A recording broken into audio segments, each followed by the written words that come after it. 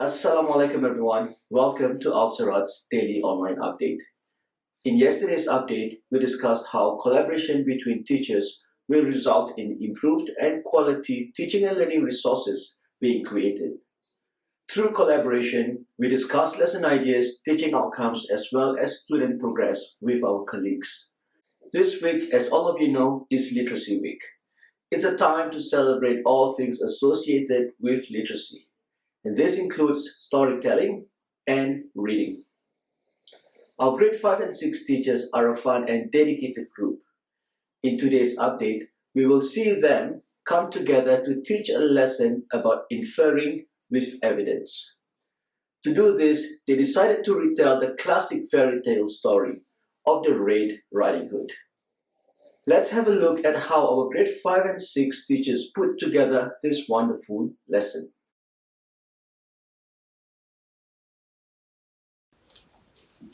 Little Red Riding Hood is a classic children's story.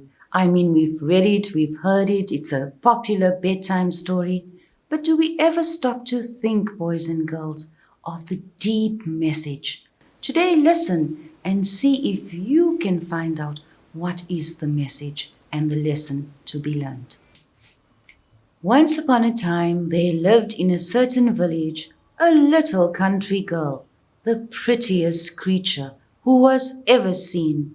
Her mother was excessively fond of her, and her grandmother doted on her still more. This good woman had a little Red Riding Hood made for her.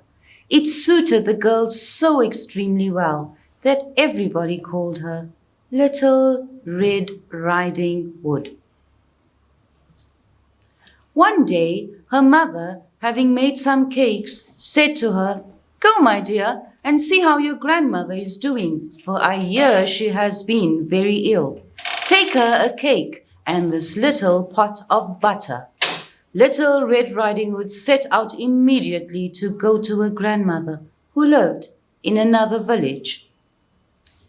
As she was going through the wood, she met with a wolf, who had a very great mind to eat her up, but he dared not because of some woodcutters working nearby in the forest. He asked her where she was going. The poor child, who did not know that it was so very dangerous to stay and talk to a wolf, said to him, "I am going to see my grandmother and carry her a cake and a little pot of butter from my mother." "Does she live far off?" said the wolf. "Oh, I say," answered Little Red Riding Hood, "it is beyond that mill you see there, at the first house in the village." The wolf ran as fast as he could, taking the shortest path, and the little girl took a roundabout way, entertaining herself by gathering nuts, running after butterflies, and gathering bouquets of little flowers. It was not long before the wolf arrived at the old woman's house. He knocked at the door. "Tap, tap. Who's there?" "Your grandchild, Little Red Riding Hood," replied the wolf, counterfeiting her voice. "Who has brought you a cake and a little pot of butter sent to you by mother." The good grandmother, who was in bed because she was somewhat ill, cried out, "Pull the bobbin and the latch will go up." The wolf pulled the bobbin and the door opened, and then he immediately fell upon the good woman and ate her up in a moment, for it had been more than 3 days since he had eaten.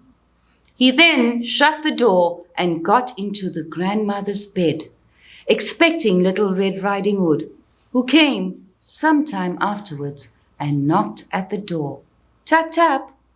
"Who's there?" Little Red Riding Hood, hearing the big voice of the wolf, was at first afraid. But, believing her grandmother had a cold and was hoarse, answered, "It's your grandchild, Little Red Riding Hood, who has brought you a cake and a little pot of butter mother sends you." The wolf cried out to her, softening his voice as much as he could, "Pull the bobbin and the latch will go up." Little Red Riding Hood pulled the bobbin and the door opened.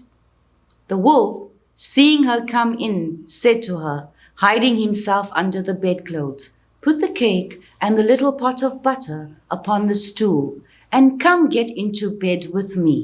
Little Red Riding Hood took off her clothes and got into bed.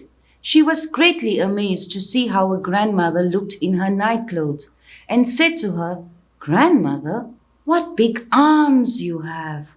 All the better to hug you, my dear. Grandmother, what big legs you have! All the better to run with, my child. Grandmother, what big ears you have! All the better to hear with, my child. Grandmother, what big eyes you have! All the better to see with, my child. Grandmother, what big teeth you have! All the better to eat you up with." And saying these words, this wicked wolf fell upon Little Red Riding Hood and ate her all up. The moral of the story: children, especially attractive, well-bred young ladies, should never talk to strangers, for if they should do so, they may well provide dinner for a wolf. I say wolf, but there are various kinds of wolves. There are also those who are charming, quiet, polite, unassuming, complacent, and sweet, who pursue young women at home and in the streets. And unfortunately, it is these gentle wolves who are the most dangerous ones of all. So the moral of the story, boys and girls, is don't speak to strangers. Thank you. Okay, boys and girls, so the strategy that we're doing here is infer with evidence. And what can we infer? Let us try to work out who is the wolf. And today, in the times that we are living in, we can even infer that the wolf could be COVID-19, because we don't see the wolf coming. Yet it can attack you at any time. So therefore, the need for social distancing, the need for masks. I want you now to infer, provide evidence from the text or from other sources that you can think of, be it the internet, to say, where do we find wolves? What are the wolves that we can find? Because remember, sometimes wolves are disguised, but if we really infer, if we look, if we predict, and we look deeper, we can find and see and be aware as to who the wolves really are.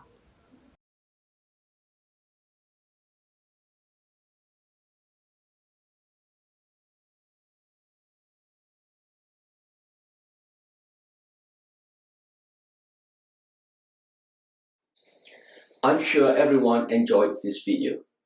From the video, we can see that there is a lot of learning taking place. This lesson, as you can tell, isn't just about literacy skills, which is to infer with evidence. This lesson also discusses current issues, values, which are important to our students' learning. All this can be achieved in a quick 7 minutes video. Once again, well done to our grade 5 and 6 teachers for the fantastic lesson. I'm looking forward to the next digital video. I wonder, what is that going to be? Let's talk a bit about how we created this video. This Red Riding Hood video, we recorded it in about 30 minutes. As it takes a bit more time and skill. The editing process takes about 2 hours. As you can see, only the narrator, Miss Desiree, is talking. The other 2 teachers were just acting out based on the narration. In terms of editing, this is a bit more complex than the Gruffalo video that we watched yesterday. It takes a bit more time and skill, and the editing process takes about 2 hours. Now, as mentioned previously, we want to support all teachers in this endeavor through training. However, for a more complicated video like this, the digital learning team will be willing to support teachers in this endeavor, as long as we are given advance notice. We have capable video editors in our team, such as Brother Bilal Amushi and Brother Akib Sohan. So just let us know in advance so that we can assist you for the videos that require more complex editing. We have now come to the end of today's update. I hope that today's update will provide you with some ideas on how you can collaborate in your teams to create a digital content for your lesson. All this with the aim of providing our students with the most enriching learning experience. I'll see you again in the next update. Till then, Assalamu alaikum.